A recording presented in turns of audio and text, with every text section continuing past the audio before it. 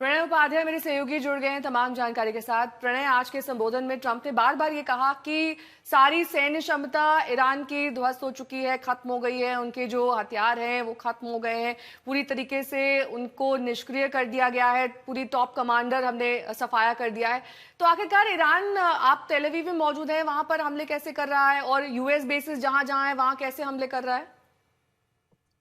कि जाहिर तौर पर राष्ट्रपति डोनाल्ड ट्रंप के ऊपर ये दबाव भी है और उनकी चाहत भी है कि वो अपने आप को जीतता हुआ दिखाएं, वो बताएं अमेरिका की जनता को कि किस तरीके से उनको कामयाबी हासिल हुई है। और कामयाबी की भी वो अपनी परिभाषाएं गढ़ते हैं, हमेशा वो अपने तरीके से उसे बताने या डिफाइन करने की कोशिश करते हैं। लेकिन हाँ, ये बात जरूर है कि तमाम अगर आप आंकड़ों को देखें तो पिछले कुछ समय के दौरान, पिछले 2-3 हफ्तों से में ईरान के वार करने की क्षमता के अंदर काफी पैटर्न में बदलाव आया है।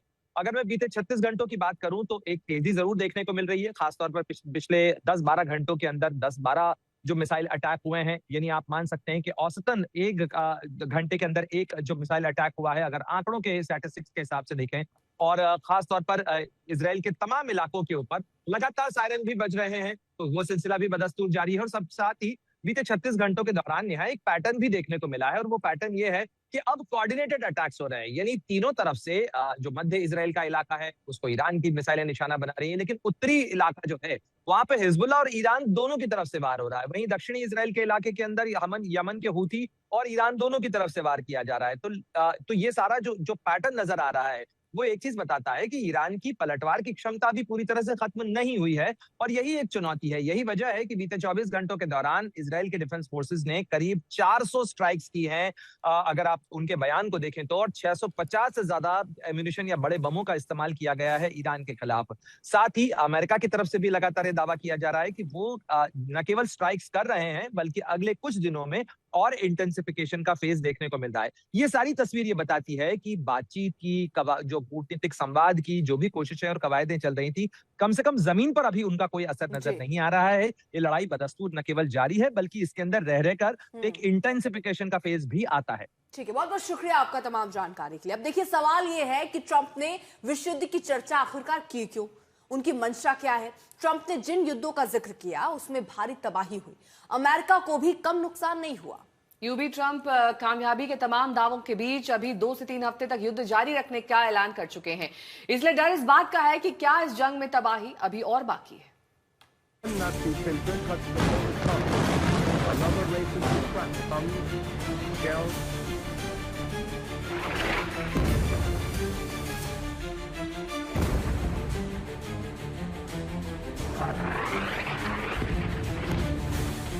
Targeting the world's #1. 20 मिनट के अपने संबोधन में डोनाल्ड ट्रंप ने दुनिया को पुराने युद्धों की याद दिलाकर चिंता में डाल दिया है, विश्व की बेचैनी बढ़ा दी है। दुनिया ये सोचने पर मजबूर हो रही है कि क्या ट्रंप को 34 दिनों की तबाही कम लग रही है? क्या ट्रंप इस युद्ध को भी विश्व युद्ध की भयानकता की तरफ तो नहीं ले जाना चाह रहे?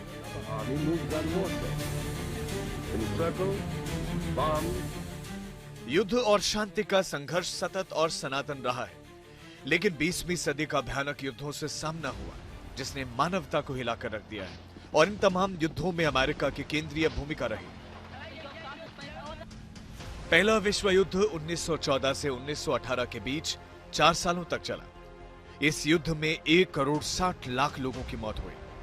अमेरिका के 1,16,516 जवानों को जान गंवानी पड़ी। पहले विश्व युद्ध में अमेरिका बाद में शामिल हुआ, मित्र राष्ट्र की तरफ से युद्ध लड़ा और यह निर्णायक साबित हुआ। इसलिए ट्रंप जब अतीत के युद्धों की याद दिलाते हैं तो दुनिया की रूह कांपने लगती है, क्योंकि ट्रंप किसी ऐसे वैसे देश के नेता नहीं, अमेरिका के राष्ट्रपति हैं। उस अमेरिका की जो युद्ध का हमेशा हिस्सेदार रहा। अब जरा दूसरे विश्व युद्ध को भी याद कर लीजिए। दूसरा विश्व युद्ध 1939 से 1945 तक यानी 6 साल चला। इस युद्ध में 7 से 8 करोड़ लोगों की मौत का अनुमान है। इस युद्ध में अमेरिका के 4,05,399 जवानों की मौत हुई। यह अब तक का सबसे विध्वंसक युद्ध था जब पहली बार एटमी हथियार का इस्तेमाल हुआ। अमेरिका ने हिरोशिमा और नागासाकी पर एटम बम गिराए, लेकिन युद्ध और अमेरिका का रिश्ता यही नहीं थमता है। पहला विश्व युद्ध 1,16,516 अमेरिकी सैनिकों की मौत, युद्ध पर अमेरिका का खर्च 31 लाख करोड़ रुपए। दूसरा विश्व युद्ध, 4,05,399 अमेरिकी सैनिकों की मौत। युद्ध पर अमेरिका का खर्च 533 लाख करोड़ रुपए। कोरियाई युद्ध, 36,574 अमेरिकी सैनिकों की मौत। युद्ध पर अमेरिका का खर्च 62,38,000 करोड़ रुपए। वियतनाम युद्ध, 58,220 अमेरिकी सैनिकों की मौत। युद्ध पर अमेरिका का खर्च 92 लाख करोड़ रुपए। खाड़ी युद्ध, 294 अमेरिकी सैनिकों की मौत। युद्ध पर अमेरिका का खर्च 5,61,000 करोड़ रुपए। अफगानिस्तान युद्ध, 2,325 अमेरिकी सैनिकों की मौत। युद्ध पर अमेरिका का खर्च 77 लाख करोड़ रुपए। इराक युद्ध, 4,492 अमेरिकी सैनिकों की मौत। युद्ध पर अमेरिका का खर्च 180 लाख करोड़ रुपए। ईरान युद्ध, 13 अमेरिकी सैनिकों की मौत।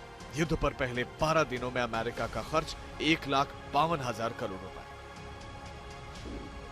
तो अमेरिका का युद्ध का लंबा इतिहास रहा है और अब भी ट्रंप 2-3 हफ्ते तक युद्ध जारी रखने की बात कर रहे हैं।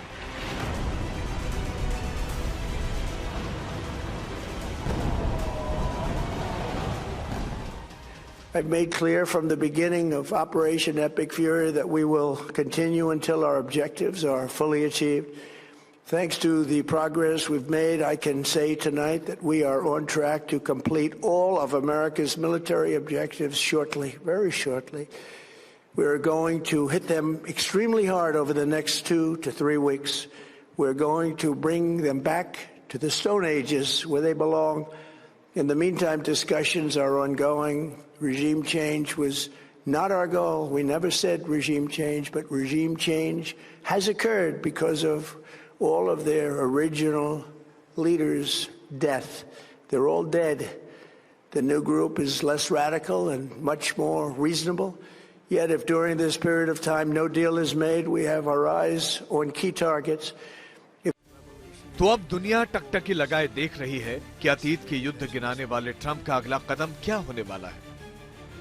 तेल अवीव से प्रणय उपाध्याय के साथ आज तक ब्यूरो।